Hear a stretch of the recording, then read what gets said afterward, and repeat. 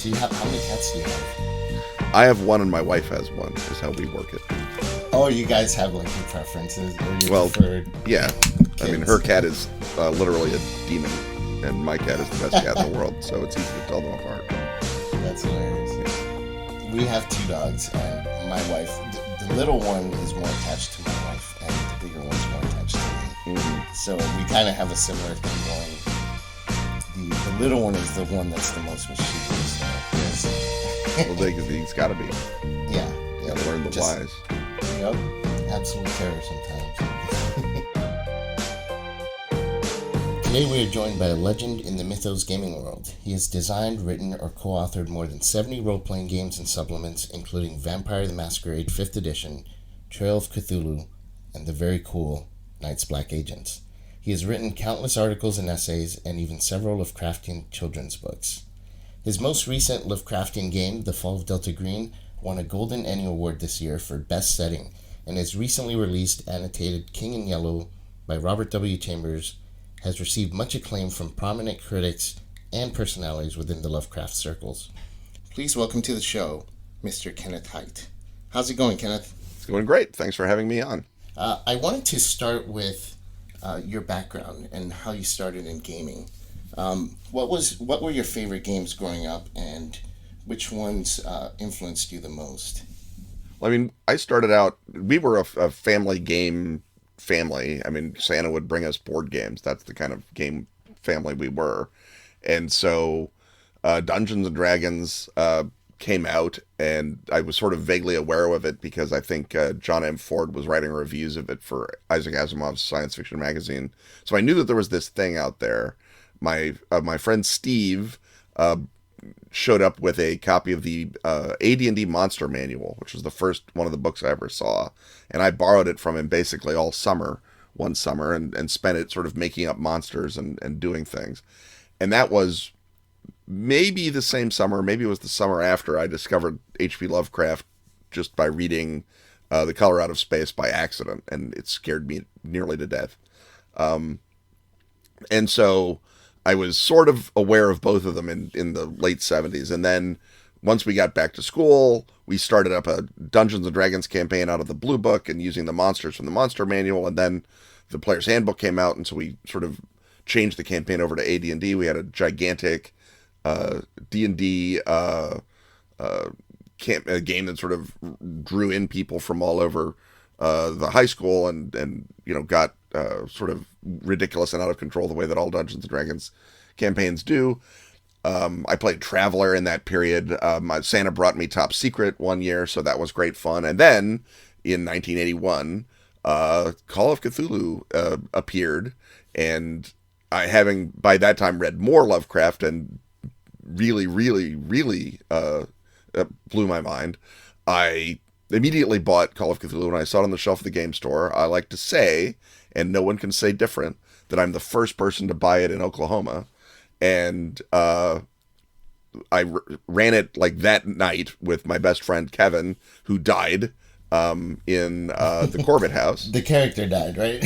Yeah, let's say that. Let's say his character died. And so he immediately, rolled up another one, and we started going. And then I ran it for another friend of mine with an adventure I'd sort of made up about deep ones, and his character died. And so we were like, yes, this is the best thing ever. So I basically ran Call of Cthulhu, I want to say nonstop, but let's say nonstop for the next 8 years until I went away to Chicago for grad school. And I ran it for my old high school crew. I ran it for my new friends in college. I think I had 3 different campaigns going at one time. I was so smitten, and then wrapped most of them up with a big finale running Spawn of Azathoth, and I joined 2 of my campaigns together.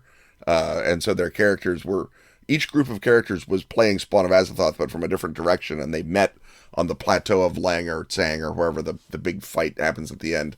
And that was the sort of ultimate finale of my game. And that was hugely, like you say, influential in that it taught me that game balance is an artifact of setting, and you don't need it to have fun. And in fact, it gets very much in the way of fun. because if you're worried about balance, you're not worried about anything else that actually creates entertainment or drama or emotion at the table. So Call of Cthulhu was and remains a giant influence on me. Dungeons and Dragons still does, obviously. The Dungeon Master's Guide contains technology and techniques for improvising games and making them happen at a moment's notice that people are still not using for some reason. And in that general space, I think I was probably somewhat influenced by Top Secret, if Night's Black Agents can be seen as an heir to that glorious tradition of busting in a door and machine gunning everyone. And that was a big influence on me, although less of a rules way, because by the time I was really playing it, I was comparing it unfavorably to Call of Cthulhu. And so that, I guess, it influenced me by teaching me that just having percentile dice was not enough. That you also had to have Sandy Peterson's immense genius. And that sort of started me down the road to knowing a good game from a bad game, which is, I guess, what put me here. That's awesome. So what eventually made you decide that you wanted to do this for a living as opposed to just being a casual or a very involved gamer? Right. One of the players in my Call of Cthulhu game in high school got a job at Iron Crown Enterprises, which was at the time a big role-playing game company. And they had Rollmaster, in fact. That was their publisher. And the Middle-earth license, so they were riding high. And he got a playtest copy of the first edition of Nephilim, the Chaosium English version of the French role-playing game. And he said, gosh, who do I know who can respond intelligently to this game about sorcery and black magic and past lives and historical conspiracy? Oh, I know. Ken Hite, who used to run all of that stuff for us in Call of Cthulhu. So he sends me that playtest document, and I sent Chaosium about 11,000 words of backsass. And then I got an email from, Greg Stafford. So I basically got an email from the God's Plane saying, we're going to use your comments in the book. Here's what we're going to pay you for those. What's the next book you want to write for us? Whoa. And when Greg Stafford asks you to write a book, the answer is not no. The answer is yes or soon. So I said, I'll write the Secret Society's book. And at basically the same time, myself and a couple of people from my grad school game group had sold a proposal to Steve Jackson Games to do a book of alternate histories, which became GURPS Alternate Earths. So I basically had 2 book contracts roughly at the same time. And I sort of kept that going. And eventually my wife decided she would rather have a happy game designer husband than an actually earning his way through life, but irritated insurance company employee husband. So she said, why don't you just do this full time? People seem to like it. And to her very great credit, has never once looked back from that perhaps irrational decision. So would you say that was your big into the game design world, those 2 contracts? Yeah, I think so. I mean, that's certainly what taught me that I could pay for my my hobby that way and get. I already had badges from Chaosium because when Gen Con was in Wisconsin, was in Milwaukee, and I was in Chicago, it was a $20 train ride to get there. Chaosium, if you demoed games for them or ran events, they would put you in a hotel room, they would give you a badge, and they would feed you terrible pizza once a day. So your only expenses were that train ticket and alcohol. And so I had an exhibitor badge from Chaosium, and so I could go anywhere and go to industry parties and meet people. And I think it was on that badge that I met Robin Laws.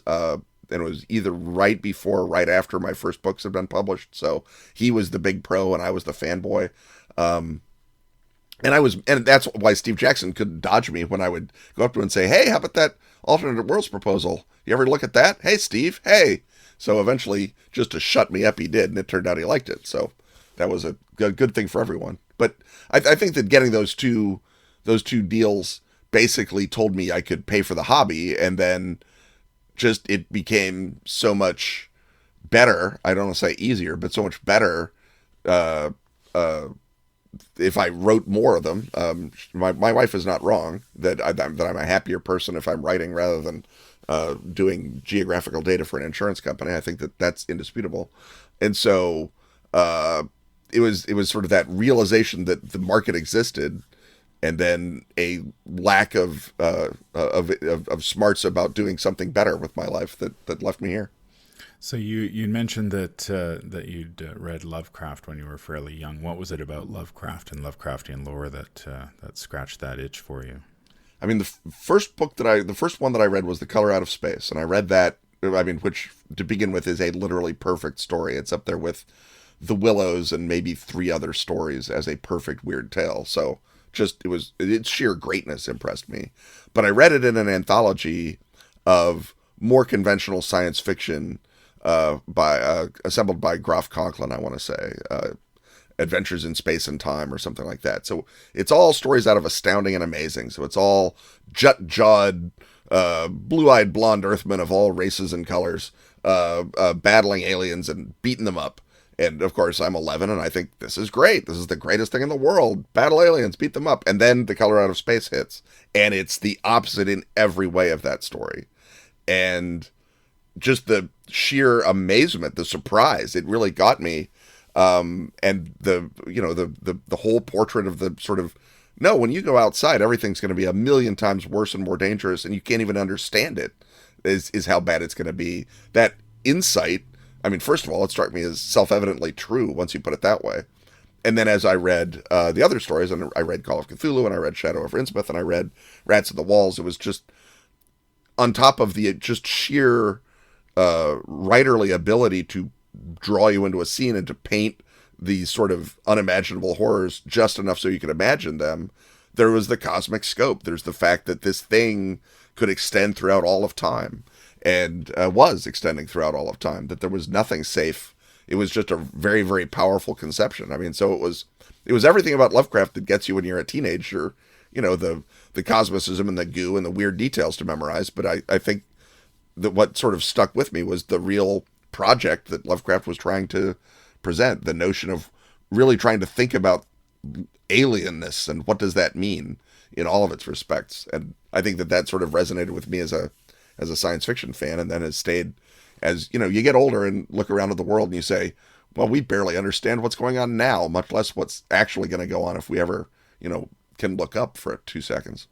So do you think that sort of cosmic feeling has continued in Cthulhu writing that's available now? I mean, it seems like every time I turn around, there's another Cthulhu related project out there.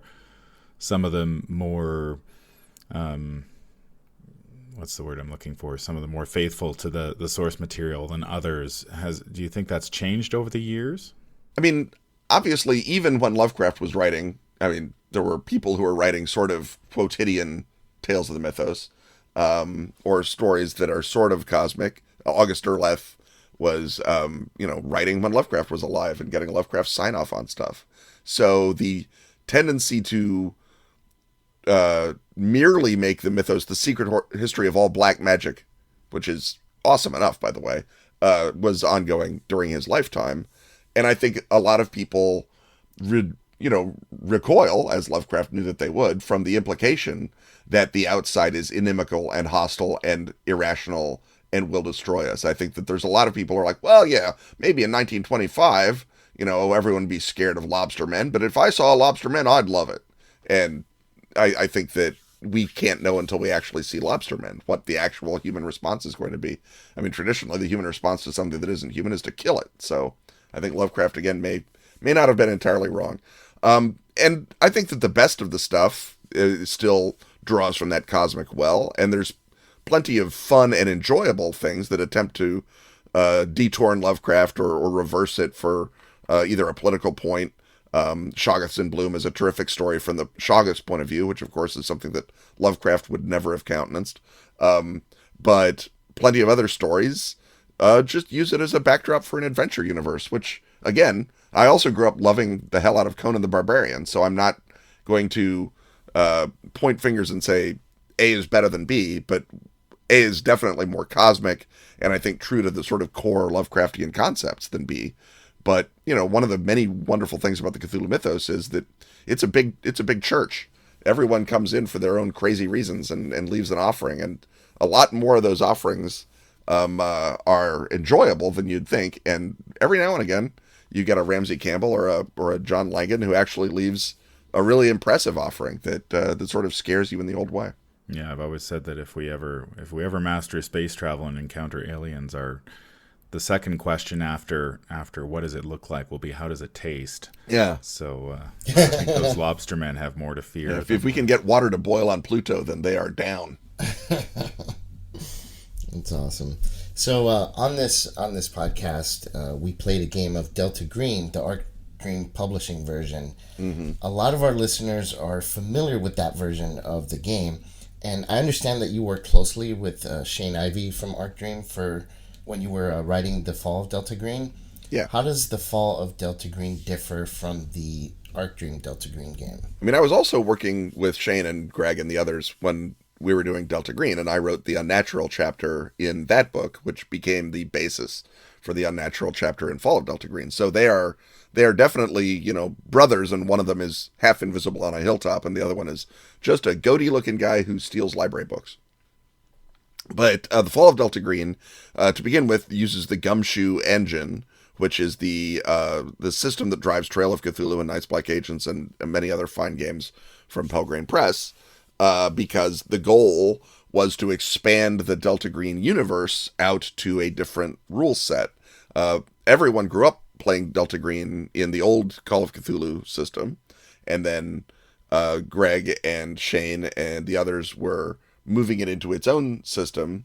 And so the next thought was, what's the other system that people like playing Cthulhu in? And the answer was GUMSHOE, which is nice. And so they wanted something that would get people to kick into the Kickstarter, that would be an attractive stretch goal, that would be interesting, that would stand on its own and actually expand the line. So rather than just do a translation of Delta Green into GUMSHOE, where the two lines would cannibalize each other, I think Dennis had the bright idea of saying, how about if you do a historical Delta Green, and then you can have that decade, and we'll do modern day Delta Green, and they'll reinforce each other, the two lines. And they offered me the 1950s as the setting, and I countered with the 1960s, mostly because it has an ending. The story of Delta Green very much ends in a way in 1970 when the secret government agency is disbanded and it becomes a conspiracy instead. And so that sort of tale of hubris and overreach and destruction is the story of the government in the 1960s writ small. And so I thought that will make a great theme for the book, and so it'll hang together, and I won't have to sort of tease out, what is 50s or what is whatever, because the 60s, first of all, everyone knows it. Second of all, it's got that very, very strong backstory that is helpfully being replicated in Indochina during that same decade. So I just have to sort of keep batting back and forth between those, and the book almost sort of structures itself. It doesn't quite write itself, but that's the goal. So it's GUMSHOE, Delta Green, when Delta Green is a legitimate agency, if a deniable one, set in the 1960s, and those are the differences between Fall of Delta Green and the Delta Green RPG. So on the Ark Dream Handler's Guide for Delta Green, the role-playing game, there's a huge chapter, probably the biggest chapter in the book, has some historical timelines, including events from the 1960s and how they tie to Delta Green. So does The Fall of Delta Green follow the same historical timeline as that book? Yeah, it's set in the Delta Green universe. It's not an alternate universe or a parallel track. It's the same universe. And a lot of those events came out of my first draft, and a lot of the things that they already had that, were already part of Delta Green continuity, I put into my book. So if you remember, there's a weird remote viewing group called, I think, the Outlook group, that's in, maybe it's in Countdown, and they get busted up. They fail to predict the Bay of Pigs. And so I said, well, there we go. That's a 60s thing. And so I expanded it to make it a sort of a mini scenario seed, a scenario structure, and put it into the book. And so as I think Operation Libretto. And then as they then saw that in the manuscript and said, now we can port that back into the Handler's Guide as part of the timeline. So it was really sort of a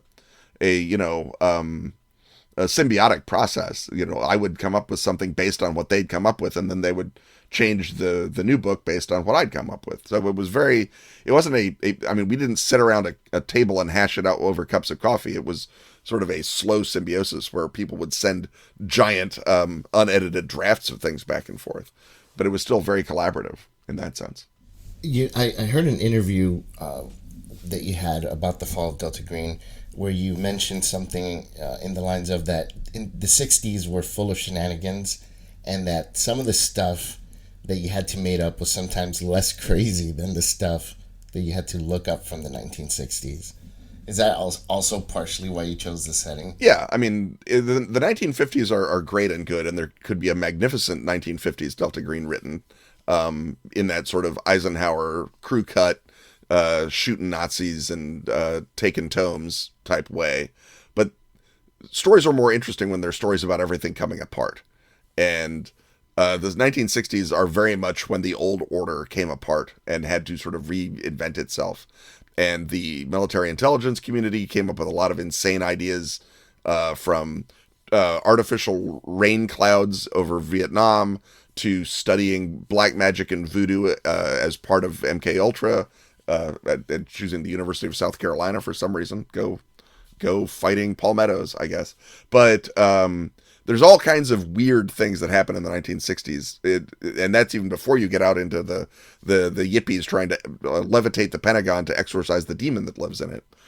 All of those things are part of the 1960s and very much woven into that decade. And so, yeah, that's a big reason I wanted the 1960s. At the very least, the art would look weirder and more colorful and strange because it could use strange 60s aesthetics and be about strange 60s aesthetics as well. Very cool. So you mentioned the Fall of Delta Green uses the GUMSHOE system, which is used in Trail of Cthulhu as well, right? Is that, yeah. What, for those who don't know what the GUMSHOE system is, what is the GUMSHOE system and how did the name come about? The name came about because it is basically optimizing for investigative play. And if you recall, way back in the very, very first Call of Cthulhu book, they say, structure your scenario like a mystery. And as you penetrate the mystery, you will uncover greater horrible truths that will lead to more great horrible truths. And that has been how Call of Cthulhu scenarios have been structured since the jump, is as mystery stories. And so the GUMSHOE system came about because at many tables and in many cases, if the GM did not structure the mystery correctly, or the scenario writer did not structure the mystery correctly, you would hit a point where you need to make a spot hidden roll or a library use roll or some kind of roll. And if you failed it, you couldn't move forward in the story because you had to find the diary that said there's bad doings out at the old mill. And if you don't find the diary, you never hear about the old mill. So the GM, the keeper, would have to sort of vamp and come up with a different way to get you to the old mill so that the rest of the story can happen. Well, Robin said, let's divide die rolls then into two possibilities. One, a possibility where failure makes the game worse in that it stops it, and that's the investigative rolls.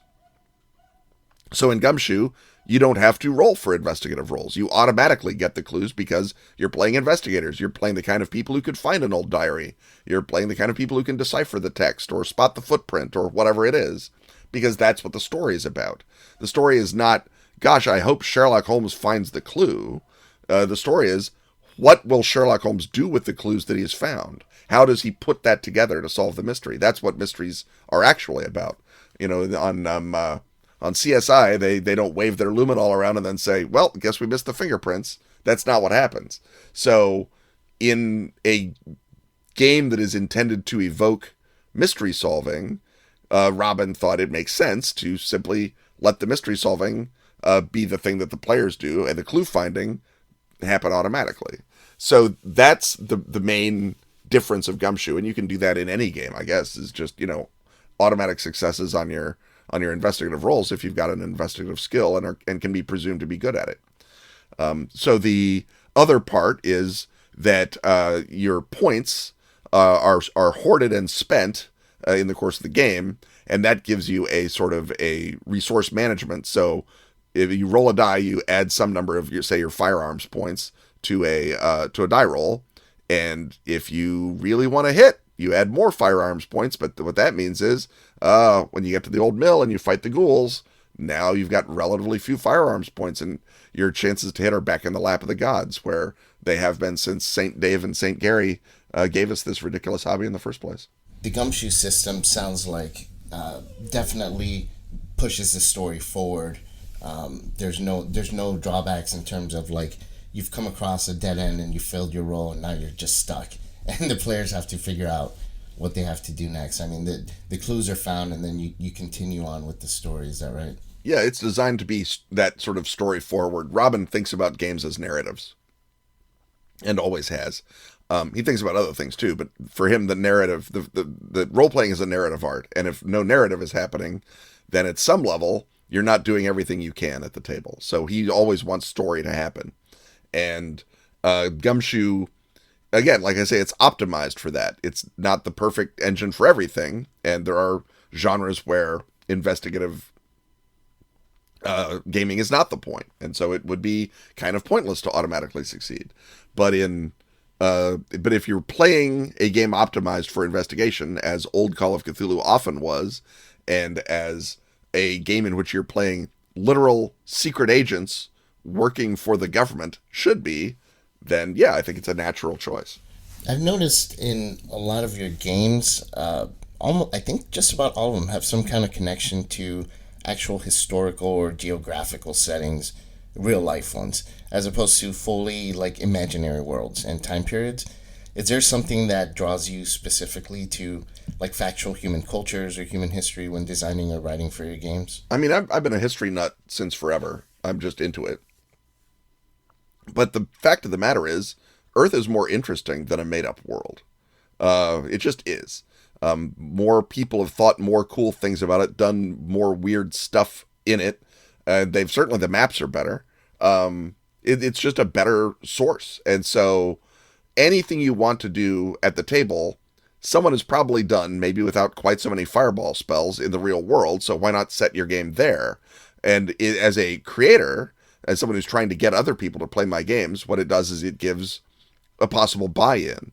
If I tell you this is a game about how Anathalos accidentally summoned a monster that ended the world, you're like, well, I don't care. I don't care about Anathalos, and I obviously don't care about his world. But if I say this is a game about how Hitler accidentally summoned a monster that nearly ended the world, now you're interested. You're like, I did not know that happened. Tell me more. Tell me about this thing. I'm willing to believe it. Hitler's bad news. I'll bet he'd do that. And then you have Day After Ragnarok. And so I can set a Conan the Barbarian tribute in the American Midwest. And suddenly, as opposed to saying, the ruined stones of Sethalos, you remember it was a great city 100 years ago. You can say, look, the ruined stones of Tallahassee, Florida. And everyone's like, oh, I get that frisson that my character actually would get at seeing these ruined stones. It's part of my lived experience. It's something that I understand. Maybe I'm lucky enough to be from Tallahassee and can really engage with these ruins. And that makes your game at the table meatier as well as also being more accessible. And then I don't have to spend 50 pages explaining who Anathalos was when I can do one page explaining what on earth Hitler thought he was doing. So I wanted to ask you about the King in Yellow annotated edition. A lot of the guys on the podcast have a copy, and they're blown away by the sheer beauty of the book, the artwork, the detail that went into it. Can you tell us a little bit about that? Yeah, this was a thing, and Shane Ivey claims this was my idea. I don't remember it that way, but I'm willing to take credit because the end result was so good. But he decided in his genius that what the world needed, because Delta Green will be having Dennis's new big King in Yellow adventure come out at some point fairly soon, that what the world also needed was a great edition of Robert W. Chambers' original collection, The King in Yellow. And he had Sam Araya, the amazing artist, he'd already done a bunch of King in Yellow art that I think Shane wanted to publish. And then he said, but we also need to annotate the text. And because it's written in 1895, it has a bunch of allusions that people don't get. There's all kinds of things. Everyone's going to be asking, what does this have to do with Cthulhu? Lots of questions. So he approached me, or I approached him, depending on whose story we're telling, and said, "Would you like to annotate Robert W. Chambers?" And I said yes, because I'd love that process. If I got to do anything for the rest of my life, it would be annotate horror masterpieces. That's a great gig, because it's all the fun of research and none of the fun of adding second paragraphs to things. So it's the best. And I thought, well, how hard can it be? There's very little about Robert W. Chambers that anyone's ever done. There's maybe 2 or 3 articles, not even a book, about Chambers's art. So it'll be super easy to read everything about Robert W. Chambers. I'll bang out the annotations. And I quoted him a price based on how little work I thought it was going to be. Well, it turned out it was more work than that, because once you start digging, I discovered that the reason, the downside of no one having done any work is no one has done any work. So if I want to explain the black stars, I have to be literally the first person to figure out where Chambers might have gotten the idea for the black stars in the sky over Carcosa. And I think I did figure that out. I think it's from a Heinrich Heine novel, but finding that was, that was just one thing that I had to do. So by the end of the process, I am probably still the world's leading expert on Robert W. Chambers, which is admittedly not a particularly coveted honor, I guess, and was easier to attain than it should have been. But I have read basically everything in English and some things in French about Robert W. Chambers, and that's all there is. He died. His son had, I think, developmental problems and was an alcoholic. And so he let his dad's library go to hell. So we don't have his letters. They're scattered all over the country. I think if I, had wanted to take the time to go to 4 or 5 different university collections, I probably could have read 4 or 5 more Robert W. Chambers letters that would have, given me a little more insight. But as it is, I got almost everything about Robert W. Chambers, that anyone knows into that book. And then of course, not 6 months afterwards, I find out that, there's a painting by Robert W. Chambers that survived, and here it is. So there's always more to learn, I guess. But it was a great process, and you wind up sort of having a bigger respect for Chambers than even I did going in, just from the amount of the cultural influences that went into him into his work. It's just an interesting era, and he's an interesting guy. So for listeners who may not be familiar, what is an annotated edition? An annotated edition is, and Leslie Klinger has done them for Dracula and for Lovecraft. There's a number of other annotated editions. There's a bunch of annotated Frankensteins came out for the bicentennial. I think Les Klinger did another one of those. But it is basically where you have the source text, whatever it is, and then there are little footnotes, and usually they're in the margins on the side, but sometimes they're in the back. And so if H.P. Lovecraft uses a word, S.T. Joshi is helpfully there to explain what the word means, and to say, he got this from Lord Dunsany, or wherever it is that he got it. And there are good and bad annotators, as there are of everything. But by and large, if you read Shakespeare in high school, you almost certainly read an annotated edition, because someone had to explain all the Elizabethan language down in footnotes at the bottom of the text. So this is just that, only for Robert W. Chambers instead of Shakespeare. So was there anything that surprised you as you were preparing the annotation? I mean, a lot of it, like I said, was the surprise that no one had even bothered to ask some of these questions. Like, where did the black stars come from? That seems like a very specific image. And other things that sort of surprised me were the fact that the suicide booths, which I'd always thought of as just a crazy Robert W. Chambers brainwave, that was a big cultural moment.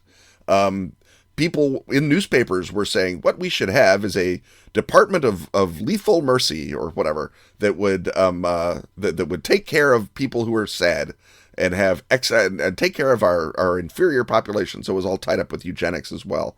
But it was proposed that the government of Italy fund suicide parlors. It's in a Maupassant story. It's in an Ignatius Donnelly novel from the era. So suicide booths are in the air. And I had really thought that was just one of Chambers's, brainwaves. But in fact, Chambers is in the 1890s reading all this stuff and So when someone says, maybe the future will have suicide booths, he's like, okay, my crazy future is going to have suicide booths because it's a crazy future, and slots them into the repair of reputations. Yeah, I just realized that, when I was a kid, I'd read, I think it was The City of Gold by John Carpenter, and it has suicide booths in it as well. So it's interesting that it goes back. Yeah. That sort of thread runs through all the way back that far. Yeah. Well, to at least the 1890s and possibly earlier.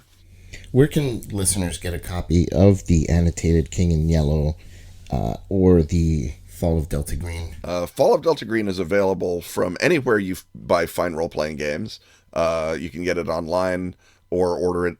You can get your PDF, or you can order it physically from Pelgrane Press. You can get it on your drive-thrus and other platforms. Get it from Amazon. Get it from your game store. Wherever it is you buy a game, that's where you can do it. Obviously, if you buy it from Pelgrane Press, they will love you best because they will get to keep more of the money, and then they can hire me to do more things. So I will, at a remove, love you best. The annotated King in Yellow is, I think, exclusively available from Ark Dream. I don't know that there is a secondary market, but you can go to shop.arkdream.com, I think is what the email or the www is, and you go to the Ark Dream online shop. They will happily sell it to you and ship it, or you can get a PDF of it from Ark Dream or from Drive-Thru.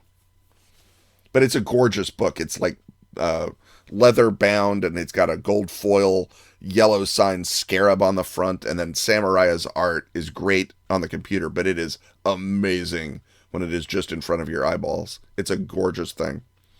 And Simeon Cogswell did an amazing job with the book design as well. I should point that out. Yeah. The art, now that you mentioned Samurai's, it's like almost fantasy, almost like fairy tale like. It's amazing. Yeah.